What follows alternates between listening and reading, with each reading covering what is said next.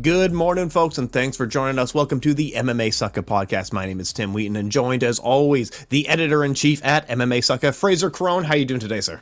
Yeah, I'm all good, mate. Thank you. We pretty decent UFC card to touch on. Tiny bit of boxing to touch on, but I'll hold my hands up. I haven't actually watched Josh Taylor versus Teofimo Lopez yet. I know the result, of course, but I think the big news coming out last week, especially for me and you, is friend of MMA Sucker, friend of Tim and Fraser.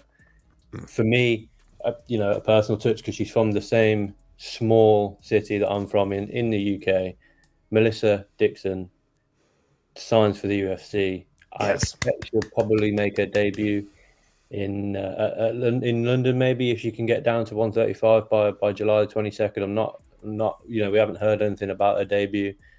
They obviously signed the UFC signed. I think it's Shauna Bannon. I think from Invicta, Yep. who's also 5-0. She's set to make her debut on that London card. So, I'm so chuffed for Melissa. We've spoke to her a couple of times. She's just a real genuine person, a real hard worker, and it's her time now. Especially, the bantamweight division's not that. I was looking at it last night. It's not too strong from. Well, I say champion, as we're going to talk about. We haven't actually got a champion in the bantamweight division at the moment. So from the number one contender down to just outside of the rankings, it's not the deepest division. So she can really I think she can really put a good run together if she's active. Well, and that's the thing. She kind of knew that this would be in the cards with her last win. A little bit of a struggle there, but clearly the UFC is doing a signing spree right now because they're trying to build up this division. And she's a perfect signing. She's a UK-based fighter, tons of action in her history. I mean, she's such a great addition to the UFC roster, and I'm really looking forward to it. And of course, I think we've had her on twice now. We'll definitely have her on before her UFC debut, and just absolutely looking forward to it. I'm so happy for her, right? Yeah, for sure. And like I say, she deserves it. Some people, you think they get in the UFC off one or two wins because they're a big name. CM Punk. It's just, but Melissa's got, she's proven amateur and now professional. She's got legitimate skills, and I'm sure she was offered, different contract. PFL Europe. They haven't really got a women's bantamweight sort of scene there. They've obviously focusing on Dakota and the flyweights, but good things happen to good people, and like you say, we'll definitely try and get her on before the UFC debut, whenever that might be. Oh yeah, absolutely. Huge congratulations to her, and we are looking forward to it. But let's get into UFC 289 this weekend. Some really good storylines coming out of the event. Let's start at the top and then we'll work our way down. But Amanda Nunes has a shutout. She defeats her opponent at 3-1 overall, gets a 10-8 last round. Looks like she is just going unchallenged in there, and then declares her retirement at the end of the match. I think good for her. She's a 2-weight class world champion. Between 2 weight divisions, she's beaten every champion in history. And then in the 3rd women's weight class, she's beaten the best champion in that weight class. She has an incredible legacy that she leaves behind and walks away from. So much so that they're now closing the featherweight division. What can't you say about Amanda Nunes? She is absolutely one of the greatest athletes in history. She competed in an incredible era, and then some not incredible eras, but it didn't matter. She was beating everybody in that time. Frazer, what were your impressions of this night? Yeah, no, for sure. I think you've touched on every point we really need to touch on. Well, we'll move on. We're moving swiftly on. Right, the Charles Oliveira versus Benil. No. But no, Amanda Nunes, like you say, it was a shutout. It was dominant. If you haven't watched the fight, you can watch one round, either 1, 2, 3, 4, or 5, because it's rinse and repeat. It's Amanda Nunes standing at her range. The only difference between some of the rounds is that she decided to actually follow Irene Aldana down to the ground. I think the first round, I wouldn't class it as a takedown myself, but she sort of floored Aldana with a wrestling exchange, let's say, but she didn't follow it. She just actively chose not to follow her down there. Mm-hmm. She just kind of just almost tripped her to the ground and then told her to get back up, got back to her range. And I need to hold my hands up and apologize, because every single week me and you talk on here and I say, I'm picking Amanda Nunes, and Amanda Nunes is absolutely going to shut out. And then when it comes to staff picks, I go, Irene Aldana, she's got the boxing. Amanda Nunes is there to be hurt. I'll pick Irene Aldana. In the co-main event, Charles Oliveira, God, look, your resume. And then it comes to staff picks, Neil Dariush might actually get it. Yeah. So I need to just stick with my guns and go with what we talk about on this show. But no, like you say, she's beaten every champion, and she hasn't just beaten every champion; she's dominated every champion. Yeah. The first ever champion, Ronda Rousey, what was that, 42, 52 seconds, something like that. Yep. Holly Holm, first round knockout. Misha Tate, first round submission. Juliana Pena, yes, she lost to her, but that second fight was almost forgettable with how dominant it was. I think this will just go down as another notch on Amanda Nunes' record. But Yep. let's be honest, she battered her, and Juliana Pena is now coming out. Oh, I can't believe you retired because you were scared to fight me. And I put out this morning on Twitter, did she get hit so hard in that Amanda Nunes fight that she forgot about the outcome? Because it wasn't even wasn't even remotely close for me. That fight was an absolute shutout and I was happy that they didn't have the trilogy in the end. I was happy that it went to the opportunity went to Ariane Aldana. I'm not happy that Juliana Pena got an injury, of course, but I can see absolutely zero way that Juliana Pena would have beaten Amanda Nunes last night or on Saturday night had she gotten the opportunity. But like you say, the featherweight division now, thank God it's in the water. It's gone. It's gone. Might it come back in 5 to 10 years? Possibly, but of course, yeah. If it comes back, fill the featherweight division. Don't just have a featherweight champion and then some girls that compete at featherweight. Have a featherweight division. Yeah. I know there's a lot of talk now about women's atomweight. I don't see that happening because I just they've tried it with flyweight, but flyweight made a lot more sense than featherweight or atomweight because there was girls that fitted in between. Jessica Andrade being and Valentina Shevchenko being the prime examples. These girls are just in between weights. Well, I just feel like it's unfortunately too late for the atomweight because they signed the Invicta atomweights. They signed like the good ones like Angie Hill and the Karate Hottie, and then just didn't have their weight class. Like it's too late. You already signed the best of them and made them lose a bunch of fights. Yeah, for sure. And I think now if they do have sign the atomweights, they're just going to have to. They're just going to have to purge Invicta, and I don't think that's really fair. No, it's not. You know what I mean? And they're going to have to go over and try and get some of the girls from One Championship. I don't see the girls from One Championship coming over to the UFC because they've got a pretty decent deal of it over sort of the Asian market kind of suits them. A lot of these girls are from that sort of side of the world, and I don't think for a lot of fighters that fight in One Championship, the be all and end all, the goal, the aim, like we were talking about for Melissa. Mm-hmm. I don't think it is to make it to the UFC. I think it is to make it to One Championship. And I think the UFC is going to struggle to sort of prize girls away from there. Maybe we'll get some strawweights who don't cut a lot of weight, trying to boil down to 105. But I don't want to see that. There's not a lot of small, you've got the Loma Lookbomes of this world who are tiny in there. But she's still competing at strawweight. It's not like she's so small that she can't compete. Same with Michelle Waterson, like you touched on, and Angela Hill. Yeah. And I completely agree. It's a little too, Angela Hill, she's not going to be the face of the atomweight division. She's 15 and 15 or something ridiculous like that, following a Mackenzie Byrne fight.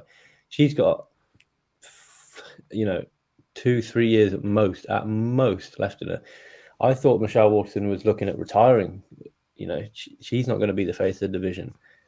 Yeah. People like Rose Namajunas, Wiley Zhang, they're not making their way down to one. Wiley Zhang's barely making 115. I think her next logical move up is a move up to 125. So I don't see the atomweight division coming in anytime soon. But if it does, like the featherweight division, I want them to pack it out. Don't just have an atomweight champion and a couple of atomweights. Have a full division with girls outside of the top 15 that are having to fight to get in the top 15.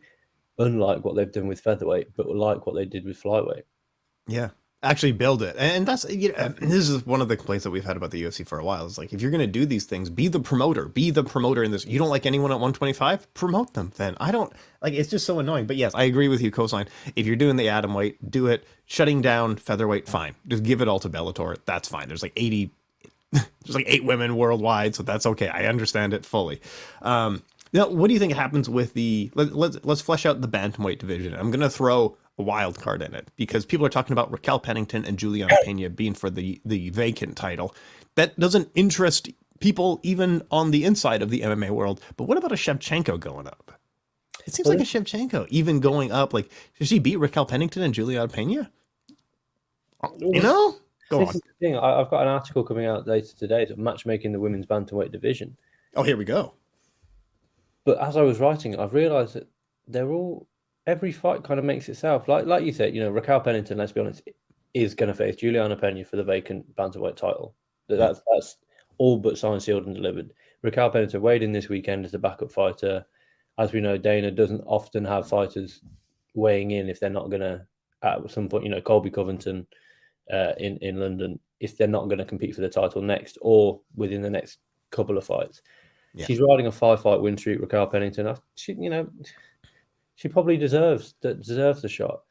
Juliana Pena, she's going to be in a title fight. She got injured.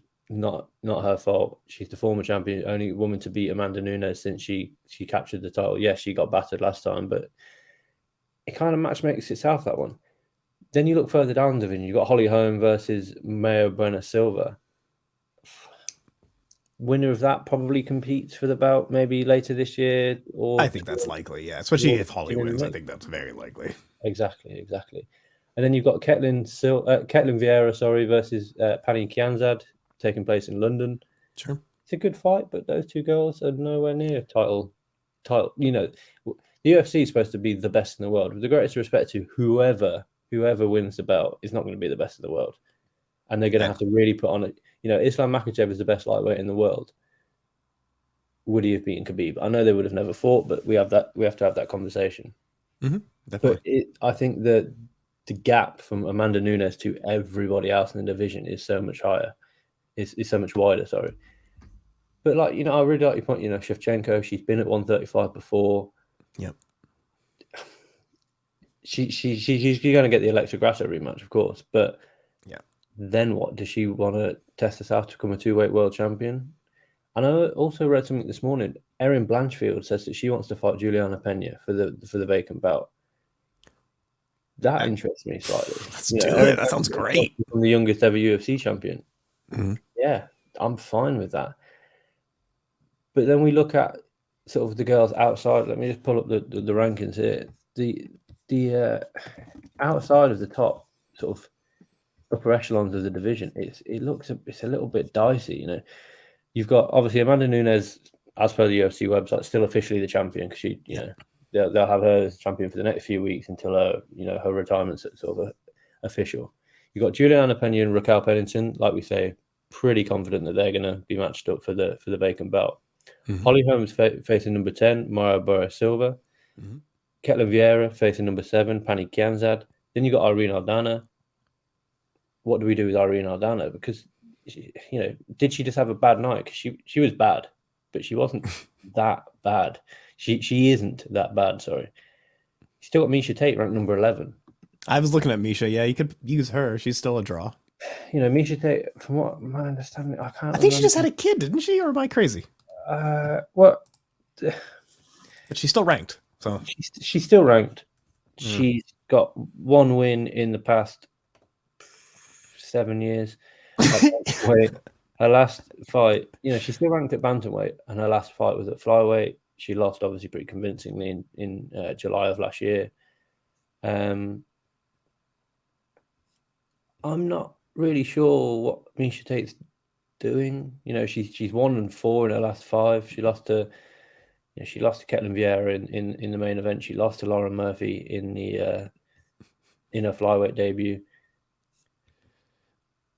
These aren't great losses, to be honest. I think the dark horse of the division could be Norma Dumont. I think she's probably going to be pretty gutted that Amanda Nunes has given up the featherweight division, because she's pretty much been a career featherweight. She's a big girl who struggles to make weight. Her last 5 fights have potentially been at, so her last 2 have been at at featherweight. When she fought Macy Chiasson, she lost and missed weight. She faced Aspen Ladd at featherweight. She faced Felicia Spencer at featherweight. So she's, her last bantamweight fight was scheduled to be Ashley Evans Smith. She missed weight by 4.5 pounds. Yet she's still ranked at bantamweight. Mm-hmm. She's ranked quite highly at bantamweight. I think, she's number 13 at bantamweight. And she's never actually won at bantamweight. She's got one win at bantamweight, to which she missed weight by 4.5 pounds. Right. She's got to be pretty worried. She's got to be on a treadmill this morning, making sure she can make 135. Because if not, she's getting cut straight up. And like you say, the division itself match makes itself. But you've also got Erin Blanchfield, Valentina Shevchenko. These girls are on the sort of outside looking in, but I mean, Shevchenko, it's really hard to deny Shevchenko a title shot if she asks for it. I co-sign with that as well. I'll put all the links down below, so we have the big article upcoming here. But let's move on to the co-main event here. Charles Oliveira does it again. Charles Oliveira, first round TKO against top-ranked Beneil Dariush. This guy, no matter where he fights in the world, he fights in Abu Dhabi, he fights in Brazil, he fights in the Las Vegas, he fights in Canada. He gets cheers everywhere he goes. He barely speaks English, and yet the fans just flock to this man, and for good reason. He's one of the most entertaining fighters in the sport's history. With something like 34 fights, he has 31 finishes. He holds the record in the UFC for most submission wins, most performance bonuses, most finishes in history. Give this guy his flowers. Give this guy his props. Like, he may never win a title for the rest of his life. I'm almost comfortable saying that. But he may never, and he will still have an incredible legacy. Frazer Krohn, what were your thoughts on this first round finish? I mean, extended the record for most finishes, and he got another performance of the night. 20th finish in the UFC, and yet he wasn't winning that round. I think he was pretty comprehensively losing the round. I think we need to sort of get. I think Charles Oliveira, his submissions are phenomenal. We know they're phenomenal. The stats speak for themselves. However, I don't think his submissions are maybe as good as he thinks. Pulling guard and dropping to guard. He's passed 2 fights now. He hasn't done anything with that position. Yes, he's threatened the odd leg lock and whatnot, but I don't think that was too comprehensively sort of deep in. Yeah. What I would say is, I just want to echo what I watched Luke Thomas's sort of review of UFC 289. Mm-hmm.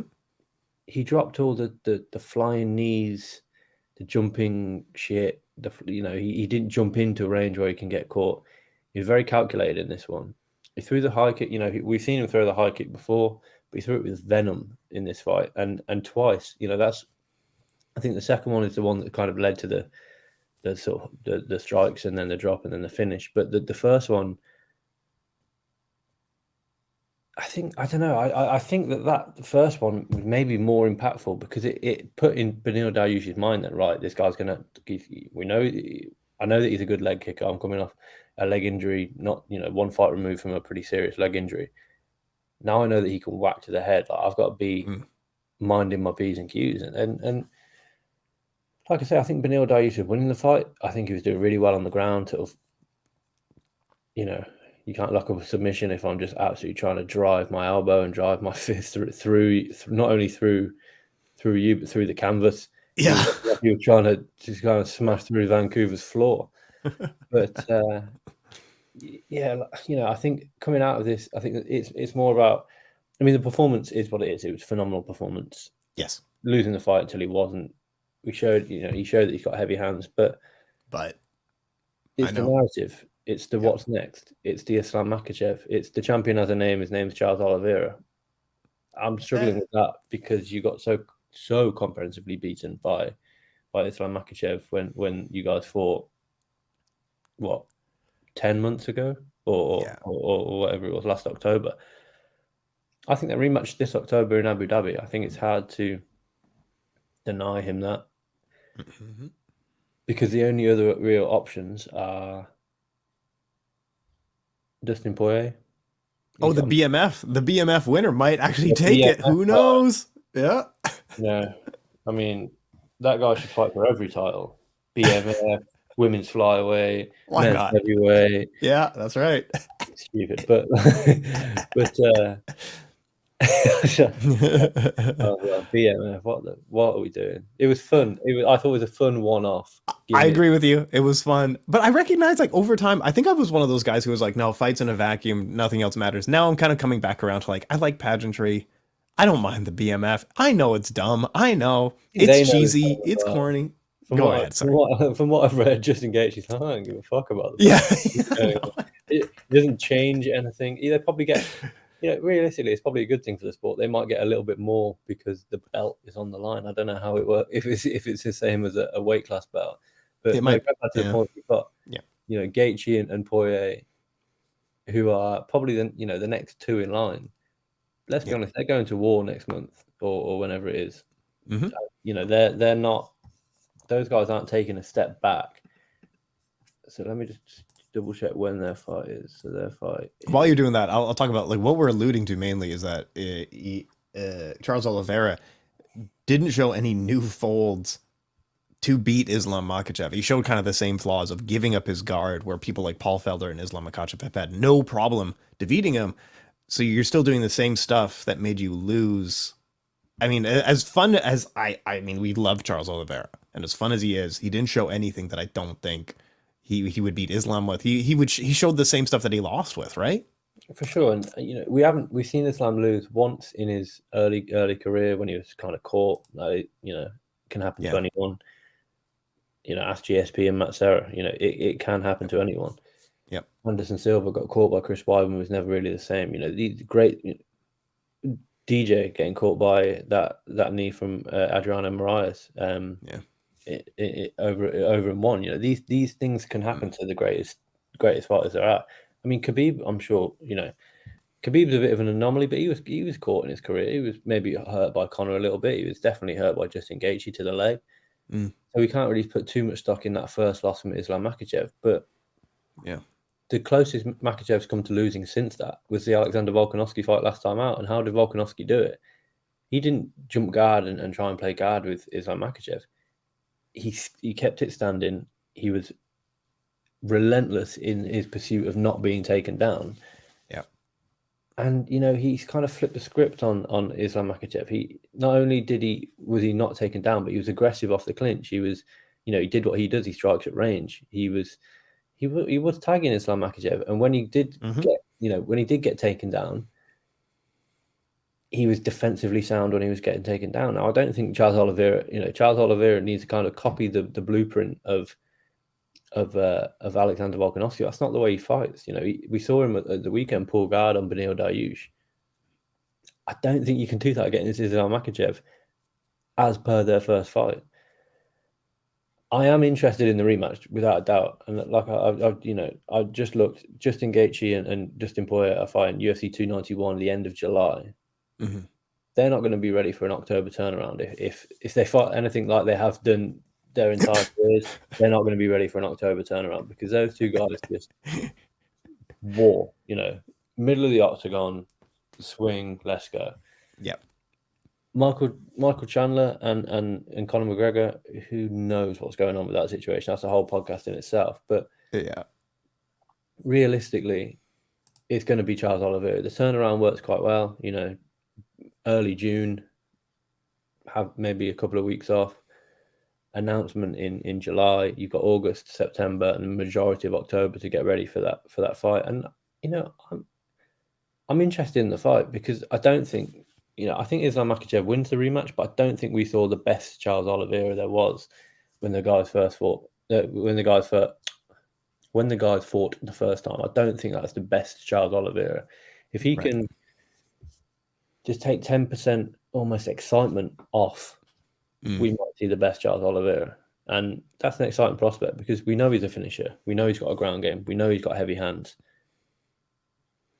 But what is it that makes him different to the Charles Oliveira that fought Islam the first time? We'll have to wait and see. I'm looking forward to it regardless. It's such an exciting division. We got lots going on. The rest of UFC 289, Mike Mallet gets it done as we expected. Dan Ige gets it done as we expected. Middleweight fights are just kind of weird always. I don't know. Jasmine Duvissius gets it done as well. What do you want to touch on those ones?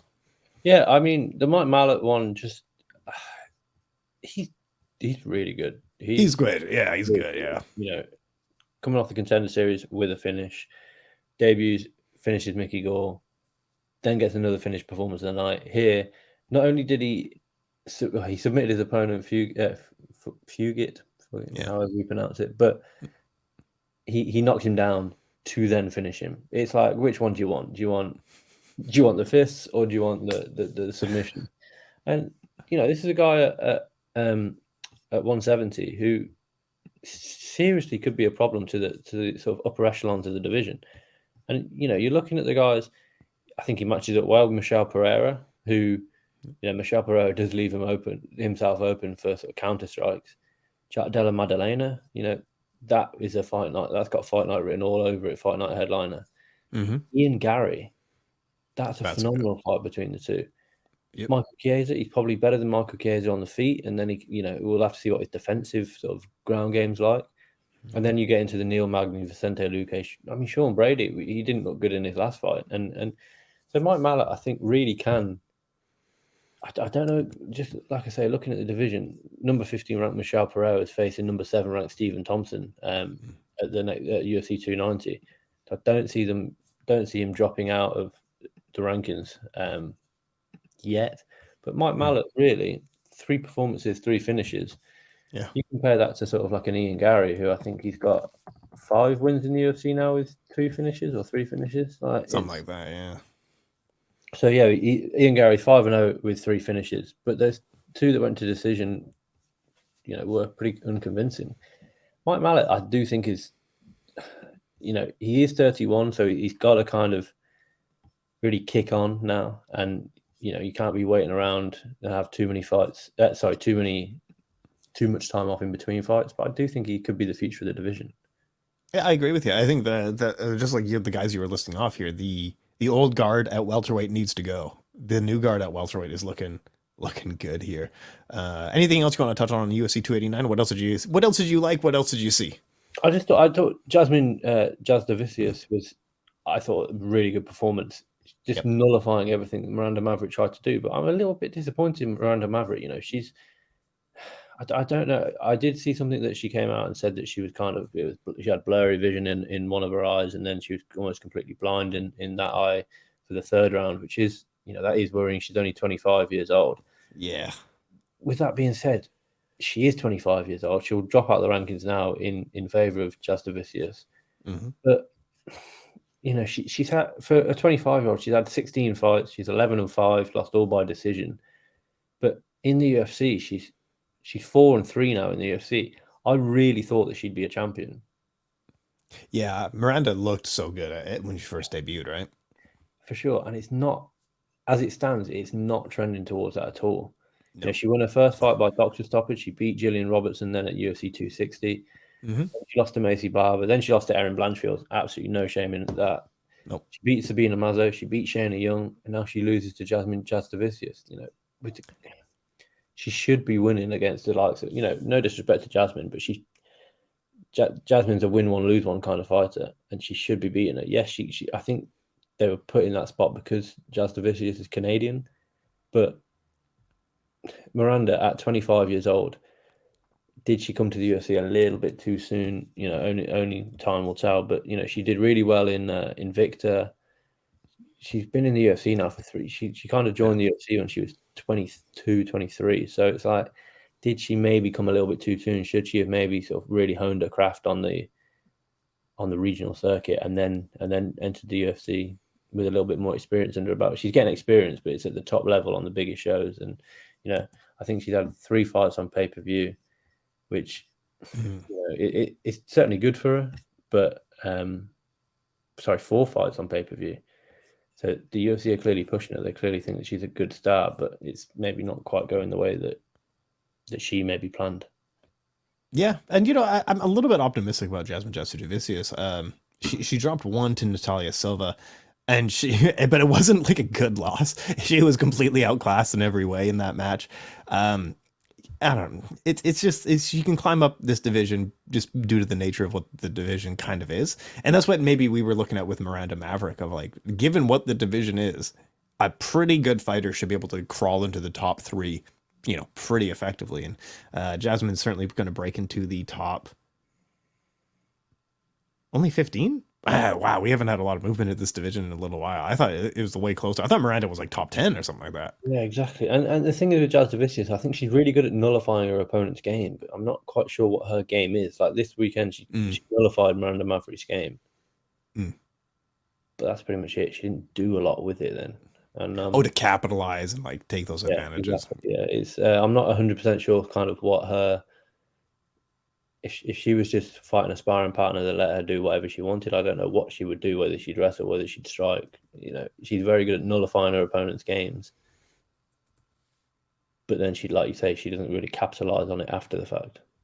Yeah, I agree with you. But hopefully we see some more from her in the future. Hey, what's going on with Floyd Mayweather and John Gotti? Did you see this morning? What is this? I woke up to a massive brawl. I was like, well, what are we doing? Why are you fighting John Gotti III? What are you doing fighting this guy? What the hell? Like his exhibitions have really gone downhill. I mean, I think he hit an all-time low when he fought Deji. Yes. He's no disrespect, he's a YouTuber in his own right, but he let's be honest, he's famous for being KSI's brother. Yes. And John Gotti is famous for, his dad. Am I right in thinking his granddad was the boss of the Gambino crime family? Something like this, yeah. Like in the, I don't know when, 97. I don't know anything about it, to be honest. But I know, yeah. And I mean, what are we doing? Floyd Mayweather's 46 years old. Does this guy need any more money? I'm just looking down his exhibition record. 7 fights. Yep. 3 wins, 1 no contest, 3 not scored. Not scored, yeah. He had, obviously, the win over Tension, the not scored bouts against Logan Paul and Don Moore. Don't know who Don Moore is. That was his sparring partner. That was like his training buddy. Why we, then he went over to Japan and faced Asakura, knocked him out. Then he TKO'd Deji, KSI's little brother. Then he fought Aaron Chalmers, a Geordie Shaw, come Bellator, Bama. And now he's fighting John Gotti III. Who's behind this stuff? Who's at this point? Who's behind this? These are reality TV stars. Like, who cares? At what point does this begin to taint his actual boxing legacy? Like, the guy is legitimately now 50-0. Could you imagine reading something like Muhammad Ali retired, blah, blah, blah, and then he spent his next 10 years just doing circus acts? This is the same. This is exactly what that reads like. I mean, you look at Mike Tyson. He's had, one exhibition boxing fight since retiring, maybe? Yeah, and just the one. Fun fight with okay. I'll tell a lie. He's had 4 exhibition boxing fights in his life. In his career, yeah. 1986, 1987, 2006, and then he had the fun one with Roy Jones Jr. where they just kind of, they had a little move around, a little couple of jabs to the body. Tyson came in with his classic, maybe Roy Jones hands down, flicked out the jab without looking, like a classic exhibition of this is what we used to do in our prime. We're not going to hurt each other because we're making too much money and we're probably really good friends. We're going to go and have a beer after this. But all of the exhibitions so far for Mayweather have been harmless. But then when it breaks out into like a 60, I read somewhere it was like a 60-man brawl. Yeah, getting jumps like that weren't anything to do. It was just John Gotti's team and Mayweather's team. Someone got jumped like in the crowd. What are we doing? What are we doing? What is this? I'm pretty sure John Gotti was an MMA fighter for a while. He competed in MMA. I think he went through the. I don't think he did anything of any worth. Don't get me wrong, but he's 5-1 as an MMA fighter, having fought in. I didn't know that. Yeah, So and he's got heavy hands by the looks of it. He's got 3 finishes and a decision, and then he lost his last decision in 2020. He's had 2 boxing fights. Sure. But what are we doing? What Genuinely, what is this? Mayweather's 46 years old. and he's getting into essential street fights with a guy. And the reason, from what I've read, Kenny Bayless, what is he doing in there for a start? You know what he's doing. That is Floyd's referee. He is collecting the bag. Kenny Yes. Bayless, I'm here for him. But I've watched it, he kind of calls the fighters a no contest in the 6th round because they're just chatting shit to each other, and there's shots to the back of the head, and I think Gotti held Mayweather. And I'm going to try and find footage of the fight today, and I'll watch it and give a bit more of a review on it maybe next week if I can be bothered. But nobody wants to hear it. I'm watching it out of intrigue. But news cycle's gone by that point. It's done. We're gonna forget it by next week. We got some weird stuff to talk about by that thank point. God, though, thank God it's gone. Like, we don't need this shit in. I mean, we're covering it because it's Floyd Mayweather and it's a big talking point in combat sports. But yeah, stop it. Just stop. Just 46 years old, and he's getting into like street brawls with people, and like 30 of his guys and 30 of John Gotti's guys are jumping in the octagon, the ring. Can we just not? Like, can we just stop it? Like, it's so silly. But we'll look forward a little bit here. PFL 5 on Friday. Bellator 297 Nemkov versus Romero on Friday. And then we have Glory Collision 5 Saturday afternoon for most people. And then UFC Vegas, Vittori versus Cannonier for another middleweight fight on Saturday night. And then it's looking pretty chill for about a week there. But yeah, let's jump into upcoming this weekend. Yoel Romero is still out here. He's still doing his thing. I don't know what to say about him. I don't think he's going to win or anything like that. But hey, what do you got to say about this old 85-year-old, like, just can't stop this man fighting Vadim Nemkov? But that's what I've got to say. He's getting the time. I don't mind it. It's fun. Nemkov, deserves to actually be headlining. I don't think he's headlined. I don't think he headlined his last one, maybe. Yeah. But no, he did headline the last one, but I think it was co-main event when they first fought him and Corey Anderson. Nemkov's really, really good. Like, seriously good. Yeah. Costa beat Malvin Manhoff to get this shot and only finished him in the 3rd round. No disrespect to Manhoff, but come on, guys. I know. And then, what are we gonna say? Oh, Yoel Romero is the best 205 on the planet. After this fight, I'm not so sure. I'm much more interested in Sergio Pettis versus Patricky Pitbull, the bantamweight co-main event. Proper good fight. But I barely heard anything about it. That's the problem. And you've got Corey Anderson, the former champion, on this card. Barely heard anything about it. Yep. You've got plenty of people on this card that are fairly, decent fighters.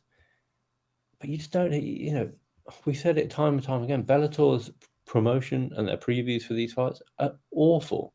You don't hear enough about them, and it's a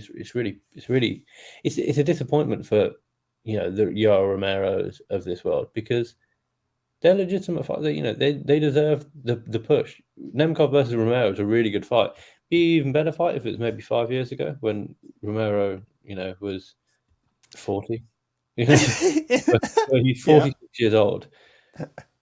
Genetic freak, but it is what it is. Co-main event is phenomenal, and yes, that's to be honest, that's about it. I don't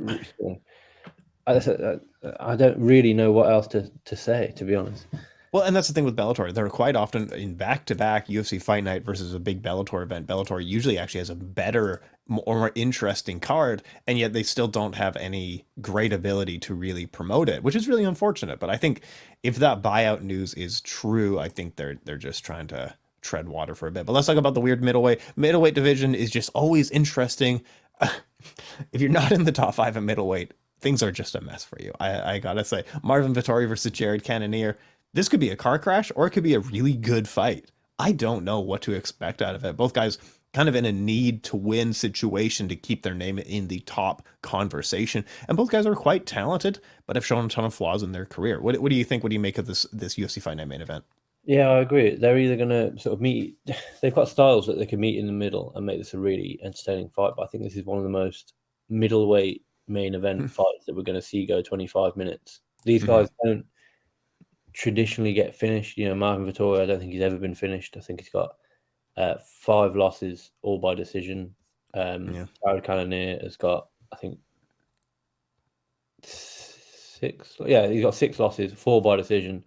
But the 2 that have, you know, gone, the 2 that have been finished early, Dominic Reyes up at 205, and I think Sean Jordan back at UFC 182 at heavyweight. Yeah, these guys don't get finished. It's going 25 minutes. Yeah. Back it, but put money on it. Going 25 minutes.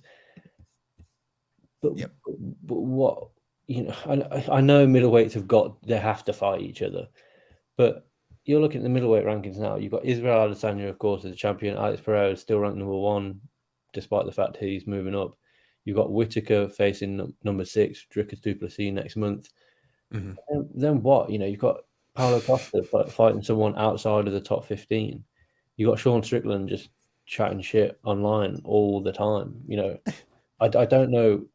The middleweight division is probably the weakest division in the UFC as it stands, aside from maybe heavyweight. But at least heavyweight, you've got logical next couple of contenders, or you've got a guy coming through that really has a chance. The guy coming through that really has a chance at middleweight at the moment is Dricus du Plessis, and he's only got a chance until next month when he runs into Robert Whittaker. That's the only chance, you know. It's so frustrating because you've got a really good co-main event, Arman Tsarukyan versus Joaquim Silva. That's great.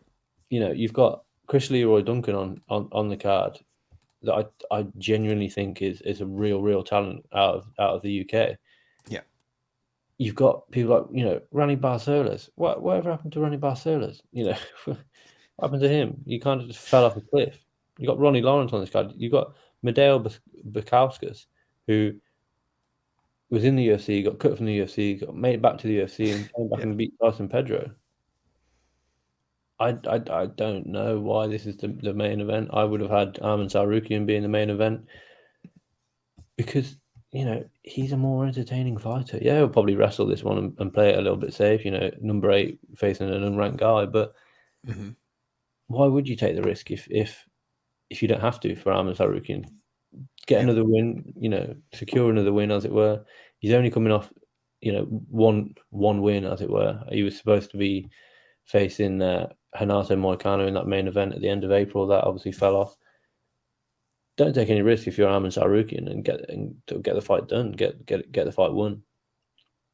Yeah, I think Arman Tsarukyan is always an entertaining fighter. It's unfortunate they didn't put it in the main event, like you said, because I think what's really entertaining is a ton of scrambles, kind of jockeying for position. That sort of stuff really does cross over well. Think of like guys like Diego Sanchez and Carlo Parisian and even Nick Diaz back in the day. But Marvin Vettori and Jared Cannonier, it's either like these two guys are going to leg kick at each other from distance. Actually, no, that's not even true. Marvin Vettori hasn't developed a leg kick. They're going to jab at each other from distance. They're going to feint at each other from distance and maybe refuse to commit for 5 full rounds. Or Jared Cannonier fights with a chip on his shoulder and gets it done. I don't see any other way. It's either going to be a boring 5-rounder where they feint at each other, or Jared Cannonier fights with a bit of motivation, which sometimes we see and sometimes we don't. And then he finishes them. I mean, what else can you add on that one? What's the final verdict?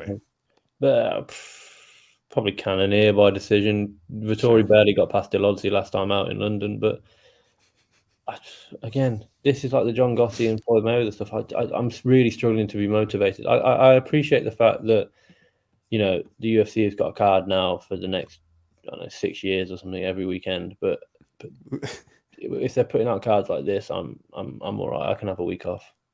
Why is it always middleweight fights to fill the main events? I guess it's always Sean Strickland is the real problem. Exactly. But, you know, it is what it is. I guess I'll tune in for it. I'll watch it, of course. We'll watch the PFL. Nothing really on the PFL card. But, you know, we'll be back next week to really talk about Josh Emmett versus Ilia Topuria, which is a really good UFC main event. We'll break down Bellator. We'll break down the UFC. We'll touch on PFL. There's plenty going on next week. Sorry, there's plenty going on this week that we can break down next week. And like I said, just if you only watch one fight on this card, have a look out for Chris Leroy Duncan versus Arman Petrosian. Leroy Duncan's debut didn't quite go as planned. You know, Dusan Todorovic suffered a knee injury in London back in July, but you know he's back now, and keep an eye out for that. Wait, I wanted to get one more out of you. Brendan Loughnane lost last week. Huge shocker here. I mean, he's got a great attitude. He said he got me good, and I'll be back. A great attitude for having a loss like that. What are your thoughts on the Brendan Loughnane loss? I mean, not only is it a loss for him, but it's a massive loss for the PFL. He was a Yeah, bona fide headliner, and now they're without that. I think Bubba Jenkins now just potentially goes on to win that. probably. But we've also got, I can't remember the guy's name off the top of my head, the guy that beat Brendan 2 years ago. Let me just have a quick look. Because he's undefeated, I believe. Oh, Movlid Kabayev. You know, he got the win over Tyler Diamond. I think he's the favourite. Then Bubba Jenkins. It's really tough for Brendan because he was everyone wanted to see that rematch between Brendan and Movlid. It's MMA. It's not meant to be. You know, you can be the better fighter in there and just get caught with a huge knee like Brendan did. And like you say, he took the loss like a champion. And you know, I think he'll be back next year. And I still don't think he'll have any regrets joining the PFL over the UFC back in 2 or 3 years ago now. He's made his money in it. He's done well. All right, let's call it. Links will be down below for what we're writing and all the articles and stuff like that. Frazer, last word goes to you. What can we expect more of this week? Just keep it, you know, MMA Sucka. Last week we had plenty of content up on the site. We upload this to obviously onto YouTube, but we're also on Spotify and Apple Podcasts if you prefer to listen to us rather than look at us, which I can't blame you. I understand. But, no, you know, just it was a really good week for us last week with Melissa signing for the UFC. So let's hope that we can kind of carry that positive momentum into this week and maybe the Fight Night card. Maybe we'll get a fight of the year in the main event. Doubt it, but perhaps. You never know. Thanks so much for your time, Frazer.